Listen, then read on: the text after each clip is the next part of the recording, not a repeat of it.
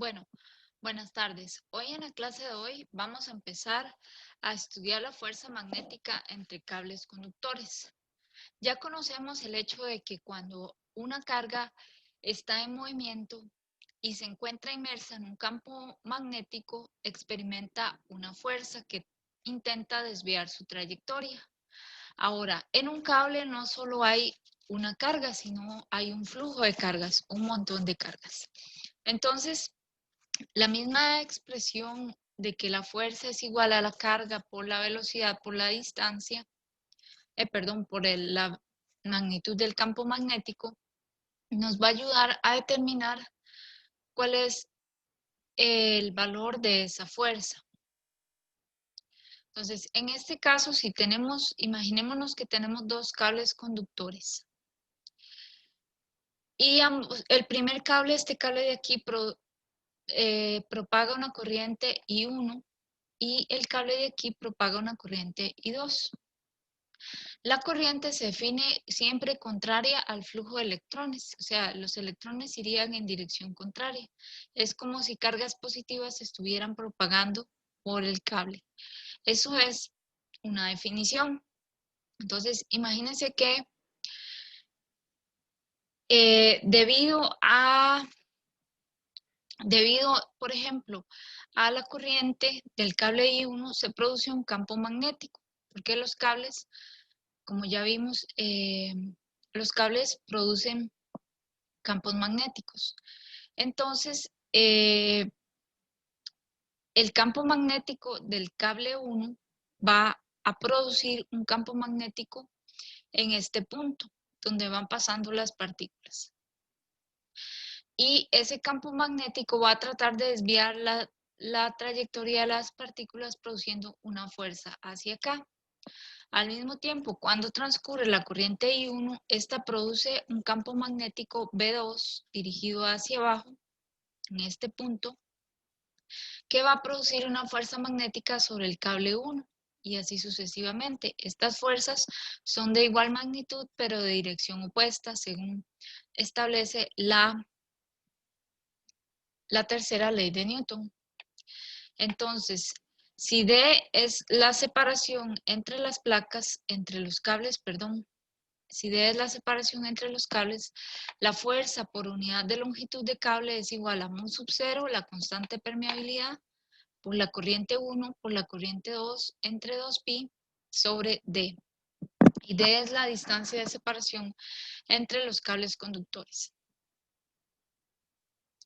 Aquí tenemos un ejemplo que podemos resolver fácilmente. Lo vamos a resolver en la clase teórica. Ahora, cuando tenemos una bobina circular, el hecho de que circula una corriente por esta bobina, una bobina es un enrollado de cable, ¿verdad? Imaginémonos que tenemos no una sola vuelta, sino un montón de vueltas de cable y que están a una distancia R del centro.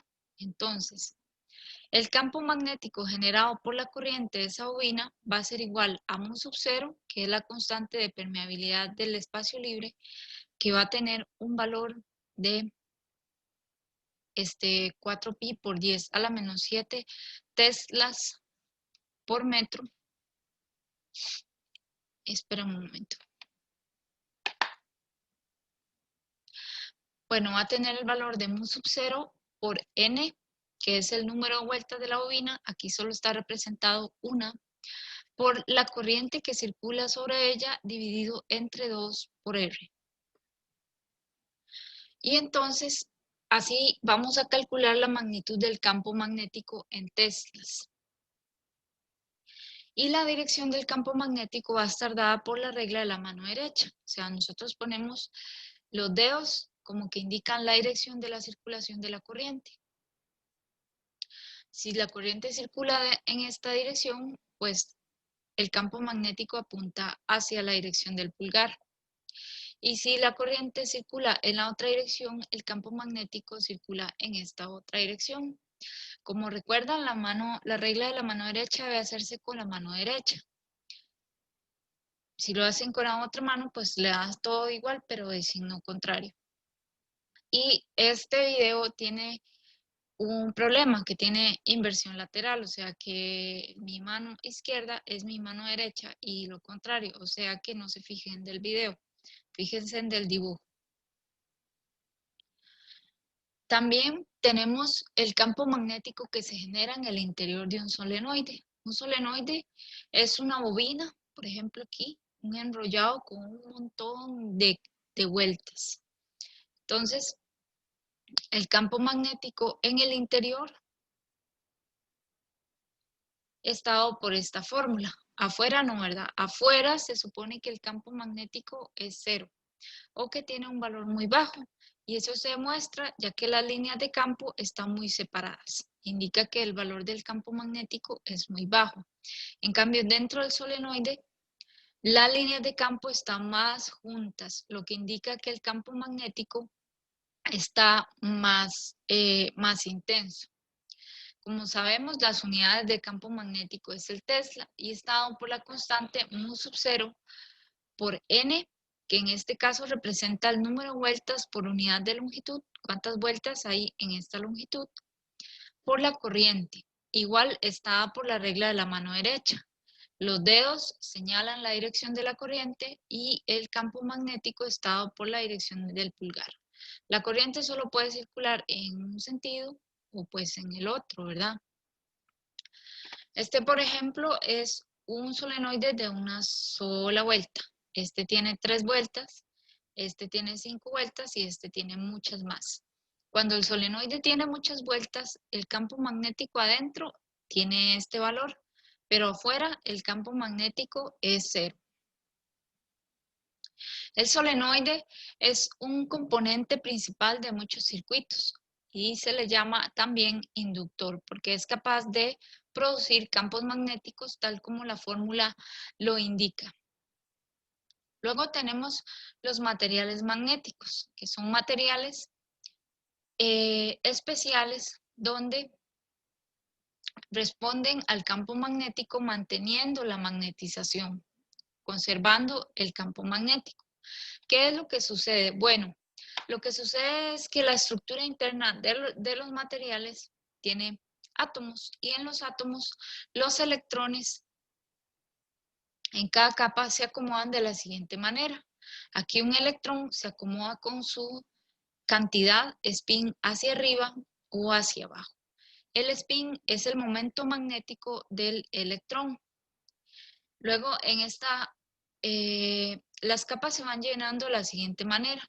Este electrón comparte la misma capa S con otro electrón.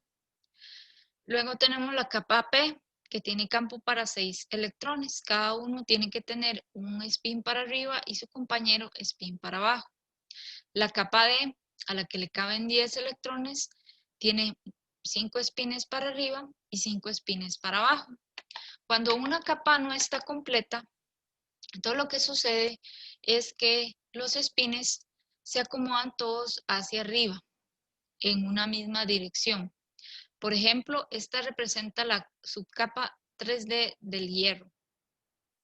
¿Y qué es el spin? Bueno, el spin es la cantidad que se denomina momento magnético neto del átomo. Entonces, al haber muchos momentos magnéticos hacia arriba, existe un momento magnético neto diferente de cero. Si tuviéramos este caso, los momentos magnéticos, uno para arriba y uno para abajo, se cancelan dando un momento magnético total de cero. Pero en el caso del hierro nos quedan muchos momentos magnéticos y este átomo tendría un momento magnético total diferente de cero. Entonces, este tipo de materiales tendrían, por ejemplo, lo que se llaman dominios. Estos dominios son regiones donde los átomos tienen su momento magnético total orientados en cierta dirección. Y así se están formados la mayoría de los materiales por dominios, los cuales tienen momentos magnéticos orientados en todas direcciones.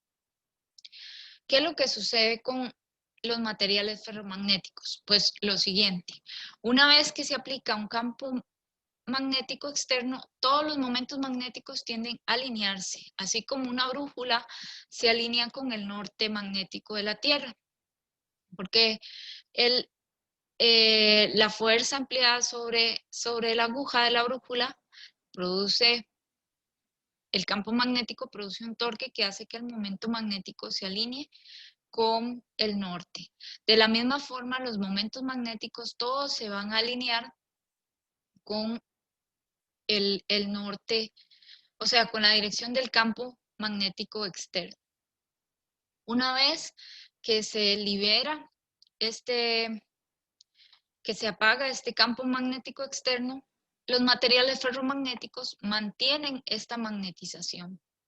Y entonces el material queda como un momento magnético neto, ¿verdad? Diferente de cero. En este caso, donde los dominios magnéticos están todos orientados en diferentes direcciones, pues el campo magnético neto o el momento magnético neto de todo el material es cero.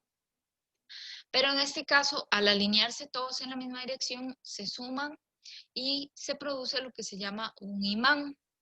Esos imanes se producen por materiales, por ejemplo, hierro, cobre, níquel, que se denominan ferromagnéticos, que ellos pueden retener un campo magnético cuando son sometidos a un campo externo. Sin embargo, existe, bueno, lo que se llama la temperatura de Curie, que es la temperatura sobre la cual el material deja de ser magnético, ¿verdad? En general son temperaturas altas. Entonces, si se calienta mucho el hierro, pues un imán de hierro pues va a perder toda su ferromagnetismo. Existen materiales que son paramagnéticos, que sus momentos magnéticos solo se alinean en presencia de campo magnético. Por ejemplo, tenemos todos los dipolos magnéticos de los dominios de los átomos orientados en cualquier dirección. En un material normal, ya sea paramagnético o ferromagnético. Una vez que se alinean con el campo magnético, se ordenan así, y el material paramagnético, una vez que se quita el campo magnético, pues va a volverse a desordenar, esta vez haciendo los dominios magnéticos un poco más grandes, pero todos distribuidos en todas direcciones. Así que la suma total de todos va a ser cero y no va a quedar magnetizado. Eso se debe a la estructura electrónica del material. En el ferromagnetismo, como ya vimos, el material queda ordenado y todos los dipolos de los dominios magnéticos quedan orientados en exactamente la misma dirección. Esa es la diferencia entre los materiales paramagnéticos y ferromagnéticos. Y se debe también a la estructura de capas y cómo se ordenan los electrones en esas estructuras de capas. Gracias.